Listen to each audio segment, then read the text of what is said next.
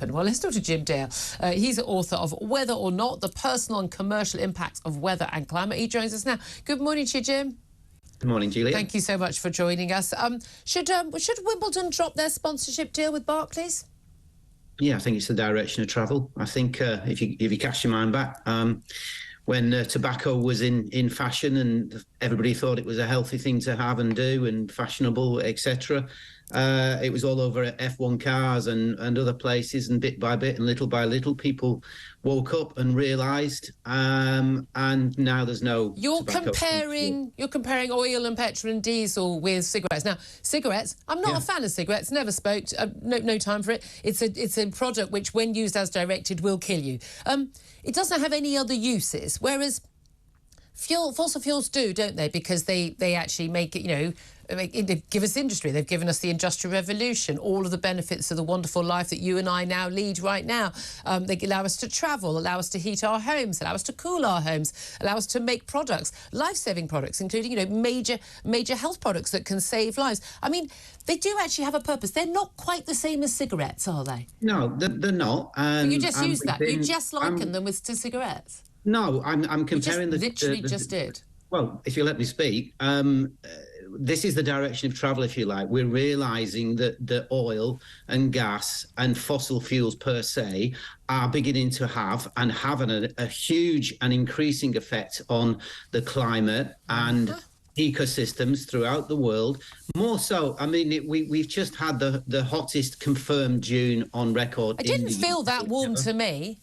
Well, it was. I mean, by the way, early July, I just wore a coat in this morning because it was so cold. It was a sustained heat, and let me just say, the sustained heat made it 0.9 degrees more above. Yeah. Well, you laugh. Okay. So, look, if I put hold on a minute. Julia, what are we going to do? What are we going to do? Yeah. Well, I'll tell you what. If you give me the chance to actually make the point, small does count. Okay, and small. That's what men have been telling me for years. Huge. In climatological terms, 0.9 degrees is actually huge. It's like Usain Bolt coming out of retirement and beating his old 100 metres record by a second, if you get what I'm trying to say here. And this is the direction of travel. And let's not just look at the UK. Let's look around the world and see what's going on there, because we don't just harbour climate change for ourselves. It's happening in other places as well. Antarctica is at its lowest sea ice on record. That goes on. 50 degrees C has been surpassed 3 or 4 times already in the month of June. It's heading in a couple of tiny spots. I mean, you know as well as I do, these things vary massively, and they're only ever in the news when it's the right kind of news for the eco-zealots and not the wrong kind of news. Just saying that, do you agree with the protests by organisations like Just Stop Oil? Because we've seen even one of their biggest advocates and founders and funders, my goodness me, these people get a lot of funding, have said that actually these protests are just hacking people off and, running onto the pitch at Lord's, being manhandled by Johnny Burstow. Warning from Andy Murray, look, I support you, he says, rather strangely, given that he does get private jets around the world, which I'm very happy for him to do, by the way. But he says, I support you, but don't try and disrupt Wimbledon. Do you think Just Stop Oil and others are doing the right thing? Well, I mean, let me say this as a meteorologist. Their motives are 100% right, and they're being proven to be correct. Yes, they are. Their tactics, maybe not. I would prefer them to be far more tactical in terms of maybe being humorous, maybe taking a leaf out of Stig Bray's book and going to the right places where the power is, if you like, the Houses of Parliament and other places where people make decisions, just being a little bit more clever. Because I think Andy Murray's right. It's not the place to be. Not on cricket fields and what have you. They're obviously waving the flag. They're making what is an extremely important point clear. And getting the publicity for that, but there's a negative side to that. Well, there is a negative side because actually it's very, very clear. Although if you ask people, are you concerned about the environment and climate change? Everyone goes, oh yes, I am. If you actually say to people, are you willing to have much higher prices for your fuel, to have a heat pump that costs twice as much to put in and doesn't actually heat your home properly and give up your central heating? Are you willing to not get flights for your summer holidays to Spain and France or Florida? Are you willing to give up this, give up that. Actually, it turns out people aren't. And as we've seen the cost of living crisis, people have stopped paying lip service to green stuff, and they've gone, no, I just want to be able to afford to live my life and carry on as I if work. we're talking about net zero, then a poll after the local elections, a real poll, and people leaving the polling booths and what have you, show that well over 75% of people actually supported net zero for all the right reasons. I don't think there's just you have to say you support net zero, otherwise you're a terrible person and someone might close your bank account. You have to say you support it, because when you actually ask people, right, when you tell people this is what it's going, you're not going to be able to afford to run a car, you're not going to be able to have central heating, you're not going to be able to go on foreign holidays, you're not going to be able to do lots of the things that you consider making life worthwhile. Products are going to cost more, your taxes are going to go up to subsidise everything, there will be blackouts. When people know the truth, I tell you what, Jim, they don't support it.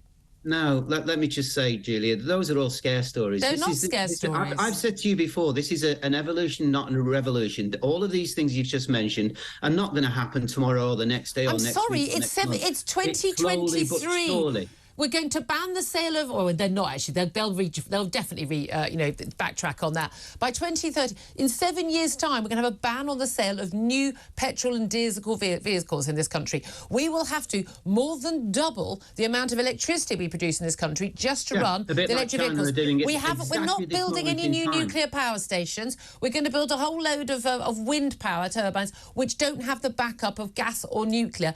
It's not going to work. If you've got an electric car, you won't be able to move. Let's watch the space. Let's see how that evolves, because it's evolving very quickly. It's evolving in other countries very quickly, faster than us, Scandinavia, China and other places. I love it. I love it when eco people use China. China has built more coal-fired power stations in the last 10 years than ever before. And they're replacing. And do you know what they're making? Solar panels and wind turbines. Julia, that's the peak. Then they're now right at the very top of solar power, and you will see it will take on much more of their energy use than coal will ever do. It really won't. I mean, you're having a laugh. They are. China and India and other major emerging economies are taking the mick out of the West. They think it's hilarious that we are tying our hands behind our back industrially.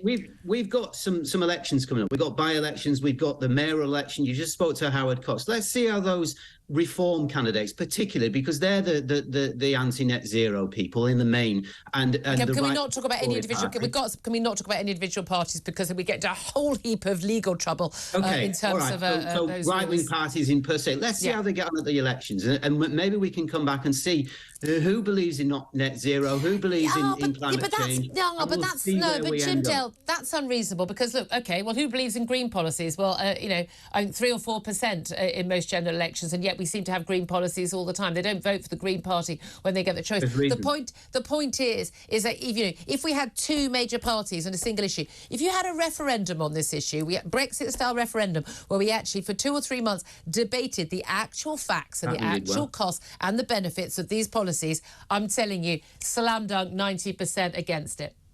Well, I totally disagree with you, Julia. I think that you're even wearing the right dress, to be frank with you today, which is nice of you to do so. Look, just I say this to you: just watch the space from a meteorological point of view, from a pure weather. What's happening? Who gets involved? Where we're going to go in July and August? Not just the UK. Have a look around. Have a look around at Texas, at the Middle East, at North Africa. What's going on there in terms of the baking temperatures? We talk about migration and forced migration, lack of water, lack of food. All of that is not why people are migrating. They're migrating because of wars and civil. I mean, for goodness sake, this is such a load of nonsense. Jim, I'm just going to buy myself an aircon unit and I'll be perfectly happy. And I'm sure that's what most other people are thinking of doing. Jim Dale, it's always good to talk to you, sir. I appreciate it. I love that backdrop. He looks like he's in the snow. It's making me feel cold. Are you in the snow, Jim? No, I'm not in the snow. This is a nice office. I'm sitting in here. There's a nice green tree on my left-hand side. I was going to say, because it looks like it's... You talk about this in the background. Yeah, this is a big iceberg that's probably melting. Oh, here we go. There we go. You asked for that one.